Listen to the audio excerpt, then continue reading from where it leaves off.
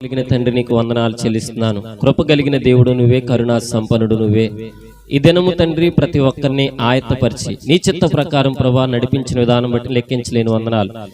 ప్రభువా, నీ ఆత్మ నడిపింపు మాకు కావాలి. నీ ఆత్మలో మమ్మల్ని బలపరచండి. నీ ఆత్మకే మమ్మల్ని ఉజ్జీవింపచేసి బాగు చేయమని ఈ దినము కొన్ని పాటలు నీ నామం పేట మేము ప్రార్థన ద్వారా నాయనా వాక్యము ద్వారా మేము నేర్చుకోవడానికి సహాయం చేశావు. ఆ రీతిగా ప్రభా వాక్యాన్ని బోధిస్తుండగా నీ మాటలు నాకు అందించి నీ ఉద్దేశముల చేత నడిపించమని యేసయ్యా ప్రతి సాతాన్ని బంధించమని అడుగుచూ ఈ వాక్యము ద్వారా మమ్మల్ని అందరినీ కడగమని వేడుకొనిచున్నాను పరలోకమందున్న మా కన్న తండ్రి, ఆమేన్. తండ్రి అయిన దేవునికి, కుమారుడైన క్రీస్తుకి, పరిశుద్ధాత్మ దేవునికి కృతజ్ఞతాస్తుతులు ఆయనకు తెలియజేస్తూ కూడి వచ్చిన మీకు అందరికీ ప్రభు నామం పేరట వందనాలండి. అందరికీ వందనాలండి. మనం నేరుగా వాక్యంలోనికి వెళ్ళిపోదాం. ప్రకటన గ్రంథము 2వ అధ్యాయము 7వ వచనం. ప్రకటన గ్రంథము 2వ అధ్యాయము 7వ వచనం. త్వరగా చదవండి. త్వరగా చదివి నాకు అందించండి. ప్రకటన గ్రంథము 2వ అధ్యాయము 7వ వచనం చదవండి. చెవి గలవాడు ఆత్మ సంగములతో చెప్పుచున్న మాట వినుగాక. మరొక్కసారి చదవండి. చెవి గలవాడు ఆత్మ సంగములతో సంగముతో చెప్పుచున్న మాట వినుగాక. జయించువానికి దేవుని పరదైసులో ఉన్న జీవవృక్ష ఫలములు భుజింపనిప్పును. హల్లెలూయా. చెవి గలవాడు ఆత్మ సంగములతో చెబుచున్న మాట వినును గాక.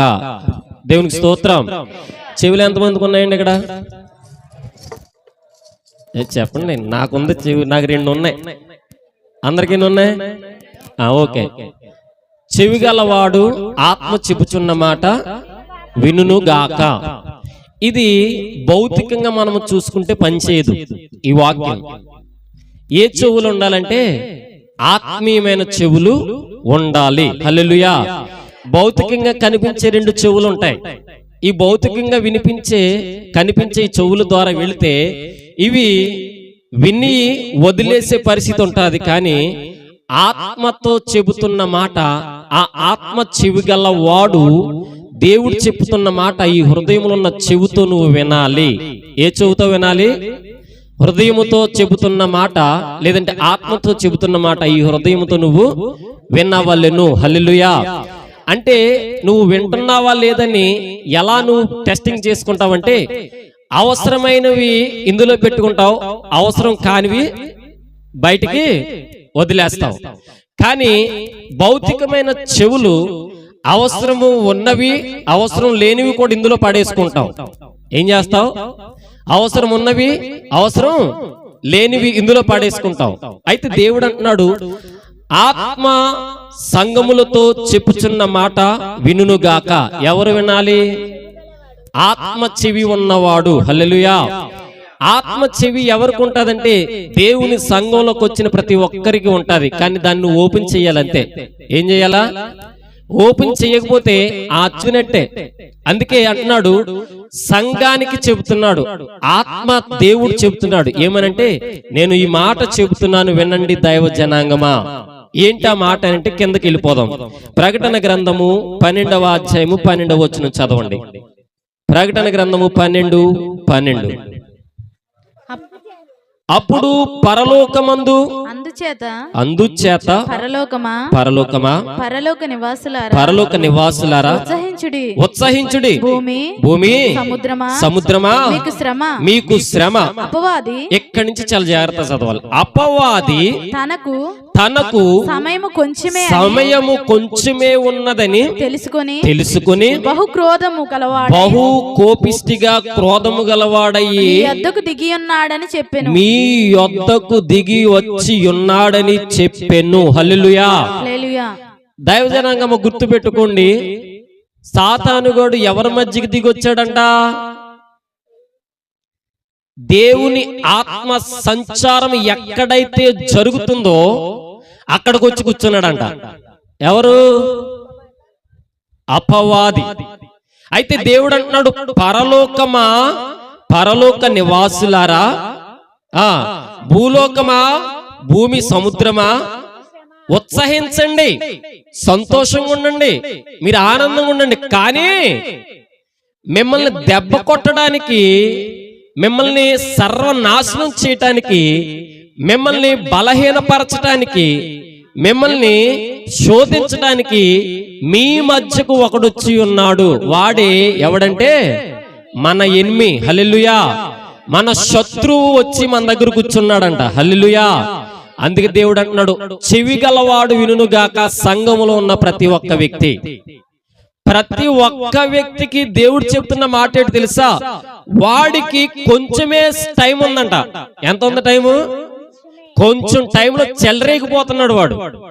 ఏంటా కొంచెం టైం అంటే, వాడు సంఘములో ఎవరైతే బలంగా ఉంటారో, సంఘములో ఎవరైతే దేవుడి కోసం నిలబడతారో వాళ్ళను చెడగొట్టడానికి వాడికి కొంచెమే టైం ఉందని తెలుసుకుని వాడేం చేస్తున్నాడంటే పెట్టరేగిపోతున్నాడు. హల్లెలూయా.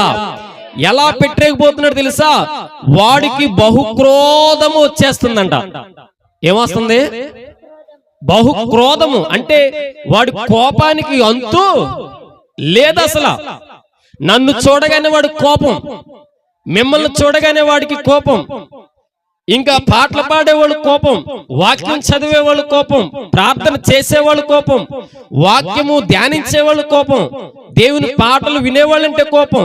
ఇంకో మాటలు చెప్పాలంటే దేవుడికి బాగా దగ్గరగా ఉండేవాళ్ళంటే మహా కోపం వాడికి.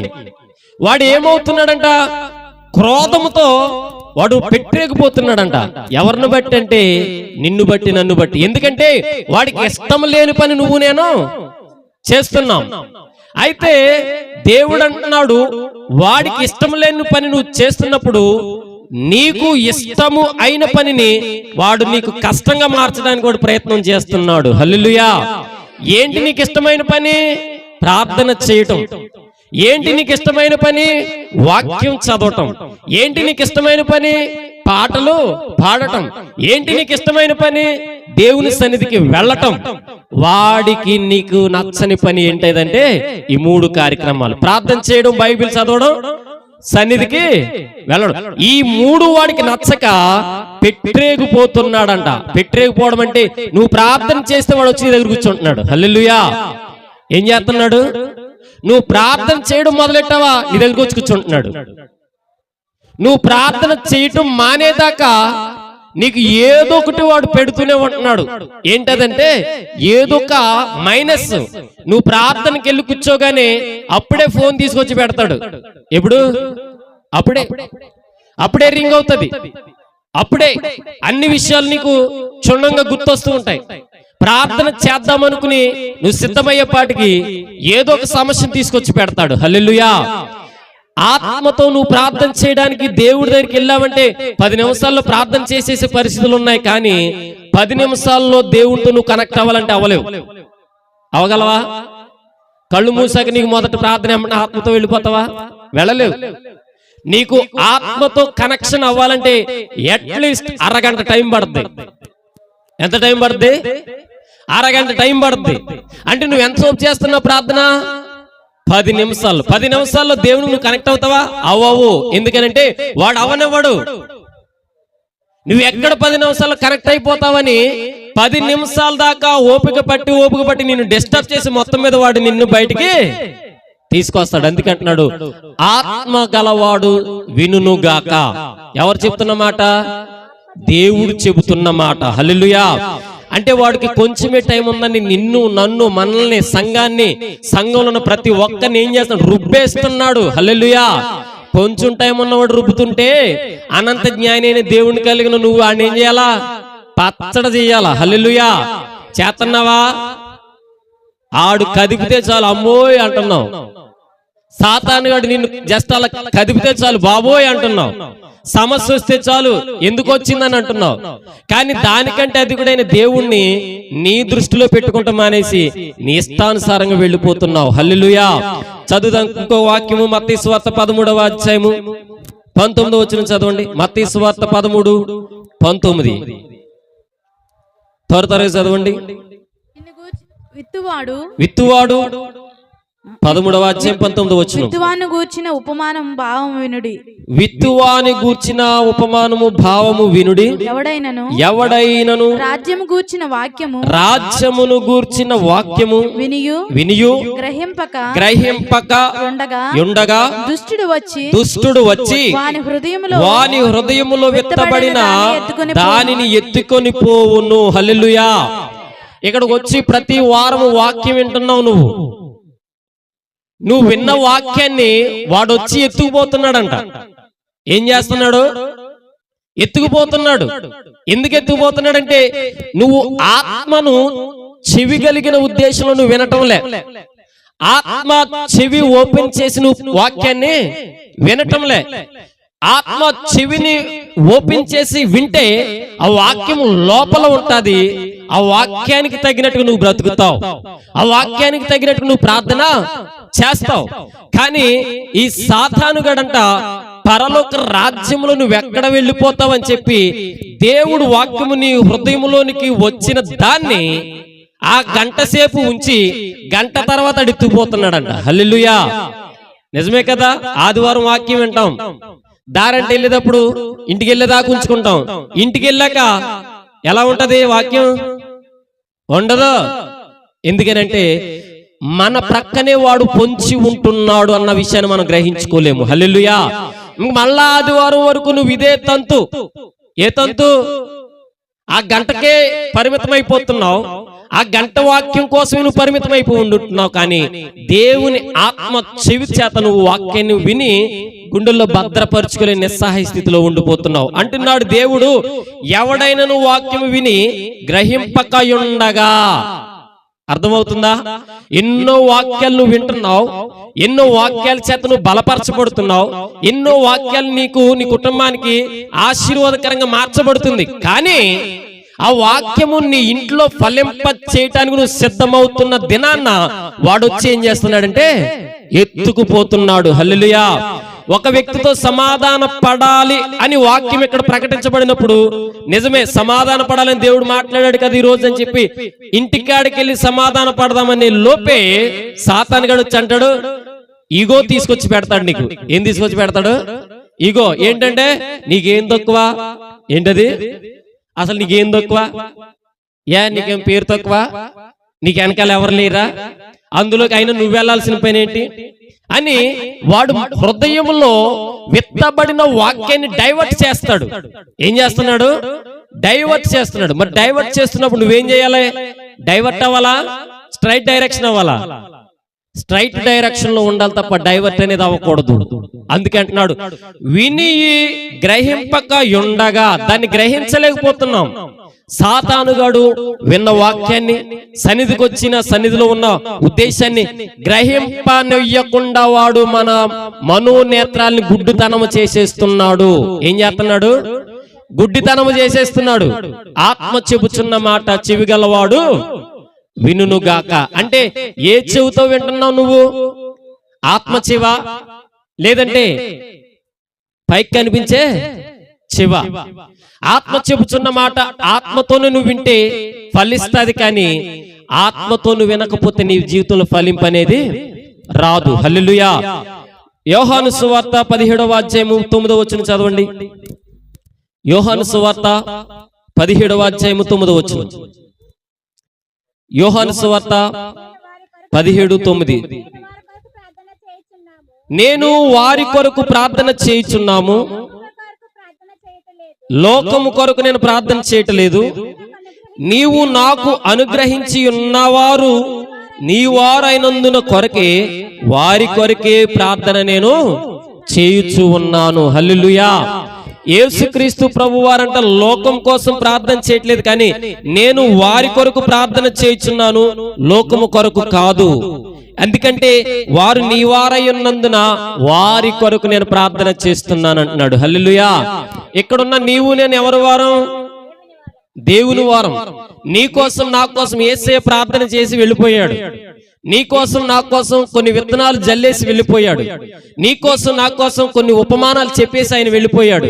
వెళ్ళిపోయి పునరుద్ధానుడే మన దగ్గరకు వచ్చి మన మధ్యన పరిశుద్ధాత్మ దేవుడిగా సంచారం చేస్తూ ఆయన అంటున్నాడు, మీ కొరకు ప్రార్థన చేస్తున్నాను, నీ జనులైన వారందరి కొరకు నేను ప్రార్థన చేస్తున్నాను అని చెబుతున్నాడు యేసుక్రీస్తు ప్రభువారు.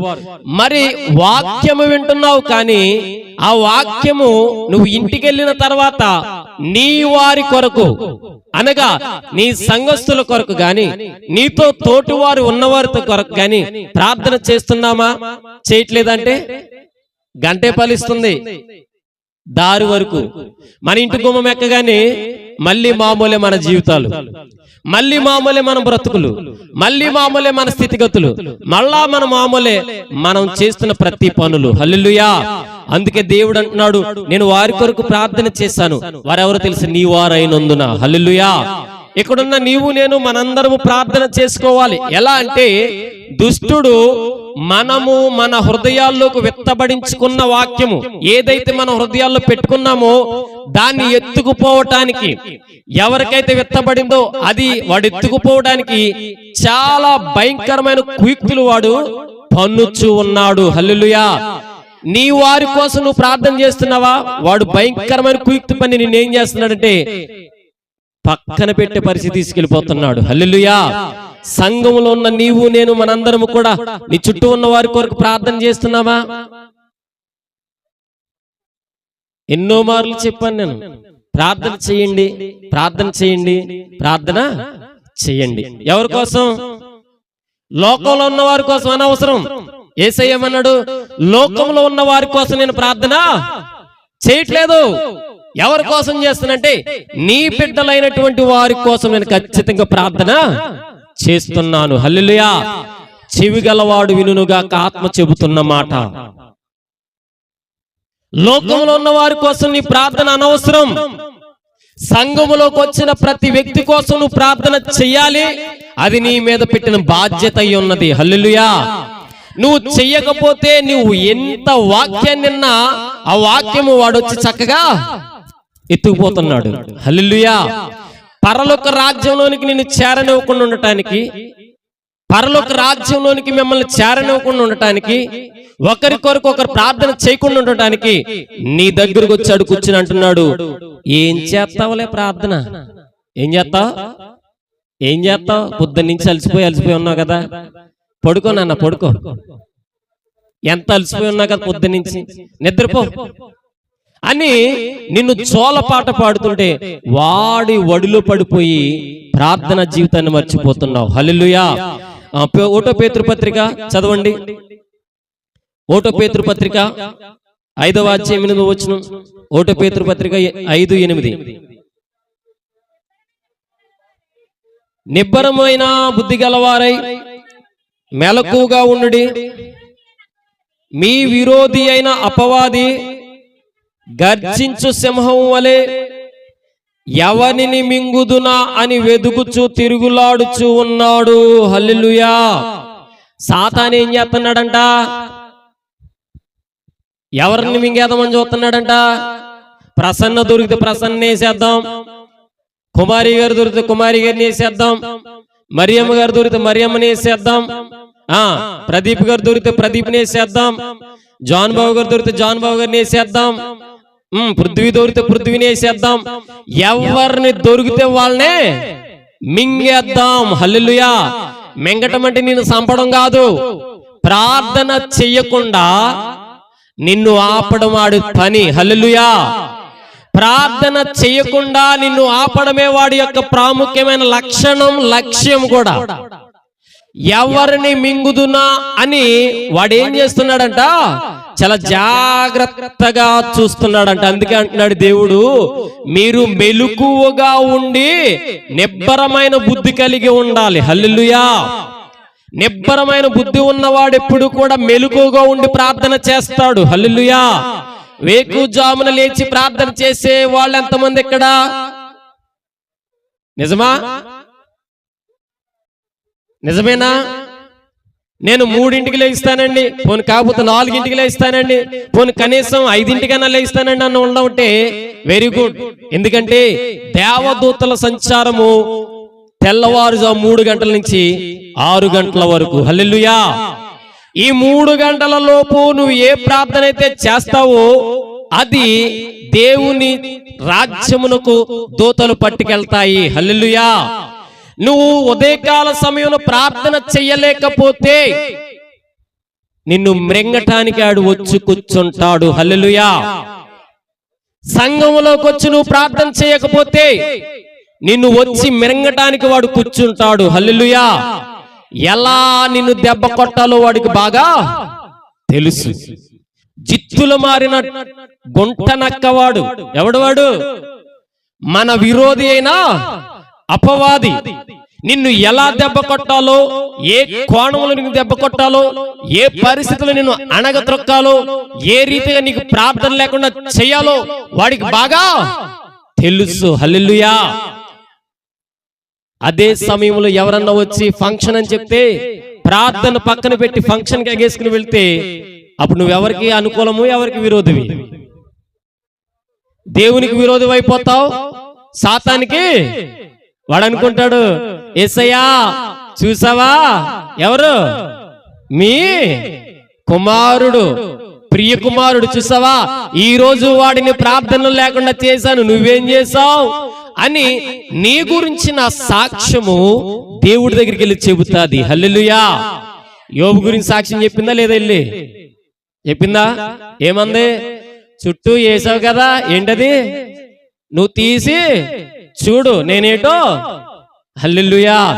ఒక యథార్థవంతుడైన యోబుని గూర్చిన సాక్ష్యము సాతాను దేవుడి దగ్గరికి వెళ్ళి చెప్పిందంటే ఇక్కడున్న ఈ 4, 10 మంది, 30, 40 మందిలో గురించి దేవుడికి సాక్ష్యం చెప్పదా?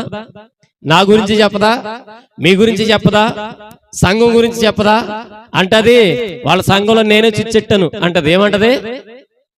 చూడు ఎలా కొట్టి చేస్తున్నారు, నువ్వు వెళ్ళా ఆపుకో. ఎవరినే?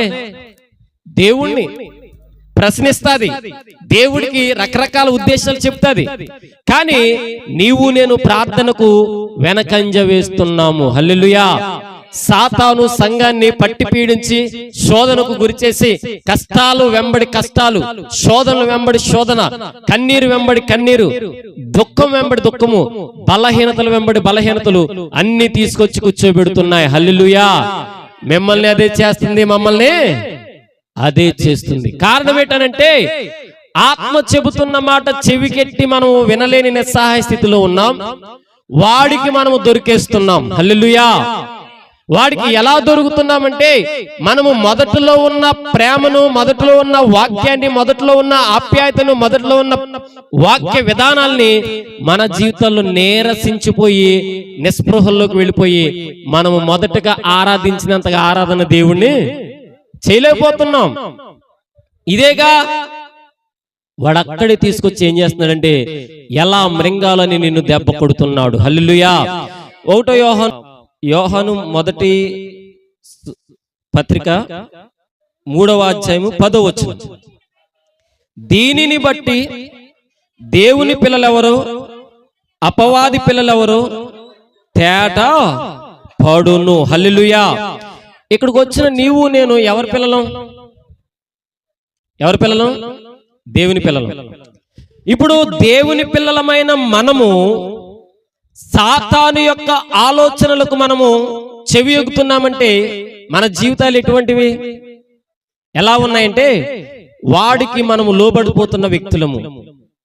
ఇప్పుడు దేవుని పిల్లలుగా ఉన్న మనము అపవాది యొక్క ఆలోచనలకు మనము లోనవుతున్నామంటే మన జీవితాలు ఎలా ఉన్నాయంటే భయంకరమైనటువంటి పరిస్థితికి వెళ్ళిపోయినాయి.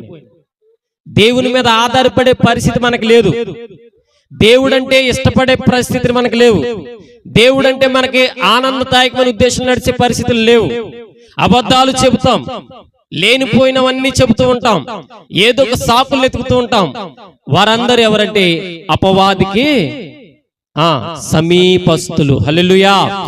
నిన్ను దేవుడు నన్ను కలిపి దేవుడు చెబుతున్న మాట ఏంటంటే పరలోక రాజ్యానికి నీవు వారసత్వాన్ని కావాలని దేవుడు కోరుకుంటుంటే నీవు నేనేం చేస్తున్నామంటే పరలోక రాజ్య వారసత్వం గురించి ప్రక్కన పెట్టి ఈ లోక వారసత్వం సాతాను యొక్క క్రియల కోసం మనం పరిగెడుతున్నాం.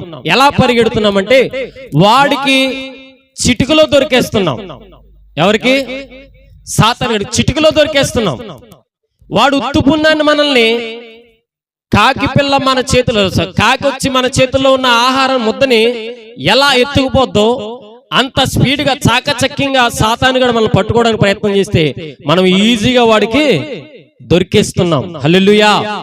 ఎందుకు దొరుకుతున్నామంటే ప్రార్థనా జీవితం పర్ఫెక్ట్ గా లేదు, ఆత్మీయ జీవితం కరెక్ట్ గా లేదు, ఆత్మీయ మెలుగు మన జీవితంలో కరెక్ట్ అయిన నిగ్రహ శక్తి కలిగిన ఉద్దేశంలో లేదు. అందుకే దేవుడు అంటున్నాడు, ఆత్మ చెబుతున్న మాట సంఘము వినుగాక. సాతాను సంఘాన్ని చిన్నాభిన్నం చేయాలని చూస్తుంది. ఏం చేయాలని చూస్తుంది? చిన్నాభిన్నం చేయాలని చూస్తుంది. సాతాను సంఘంలోకి వస్తున్న ప్రతి వ్యక్తిని నష్టపరచాలని చూస్తుంది. ఏం చేస్తుంది? నష్టపరచాలని చూస్తుంది. ఎవరెవరైతే దేవుని సంకల్పం కోసం, ఎవరెవరైతే దేవుని ఆలోచన కోసం, ఎవరెవరైతే దేవుని కృపా ఉద్దేశాల్లో ఉండి నడిపించబడుతున్నారో వారినందరినీ సాతాను ఏం చేస్తున్నాడంటే బిగబట్టి నొక్కుతున్నాడంతే. హల్లెలూయా. ఏం చేయాలి? సంఘమంతా కలిసి వాణ్ణి తొక్కాలి. హల్లెలూయా. సంఘమంతా కలిసి తొక్కాలంటే సంఘమంతా కలిసి ప్రార్థనలో ఎదగాలి, ప్రార్థనా శక్తితో నిలబడాలి, ప్రార్థనా బలముతో ఎదగాలి, ప్రార్థనలో గడపాలి. ప్రార్థన ద్వారానే జయించడానికి మనమందరము సిద్ధము అవ్వవలెను. హల్లెలూయా. ప్రార్థన మానేసాం, వస్తున్నాం, ఆడతా పాడతా వెళ్ళిపోతున్నాం. ప్రార్థన మానేసాం, వచ్చాం, మన ఇష్టం వచ్చిన తైక్యమైన తందనాలాడి వెళ్ళిపోతున్నాం. ప్రార్థనకని వస్తున్నాం, ఏళ్ల కొలలు ఆడుకుంటున్నాం. ప్రార్థనకని వస్తున్నాం, మన ఇష్టం వచ్చిన మాటలు మాట్లాడుకుంటున్నాం. ప్రార్థనకని వస్తున్నాం, మన చెత్త ఆలోచనని ఇక్కడ ప్రారంభిస్తున్నాం. ప్రార్థనకని వస్తున్నాం, మన ఇష్టానుసారమైన మాటలు మాట్లాడమే కదా ఎదుటి వాళ్ళని దూషించేలాగా ద్వేషించేలా మాట్లాడుతూ ఉంటే సాతానుగాడికి నిన్ను ఆడుకోవడం చిటికలో పనివాడికి. హల్లెలూయా. సాతానుగాడు నిన్ను ఆడుకోవడం పెద్ద సమస్య కాదు. అదే నువ్వు స్ట్రిక్ట్ ఉండి ప్రార్థన చేసి అదే స్ట్రిక్ట్ తో నువ్వు దేవుడి దగ్గర ఉండి నువ్వు ఇంటికి వెళ్ళినప్పుడు కరెక్ట్ గా ఉంటే ఆడిని నువ్వు ఆట పట్టిస్తావు. హల్లెలూయా. ఆడిని మనం ఆట పట్టించాలా, వాడు మనల్ని ఆట పట్టించాలా? మనం ఆడిని ఆట పట్టించాలంటే ఏం చేయాలి?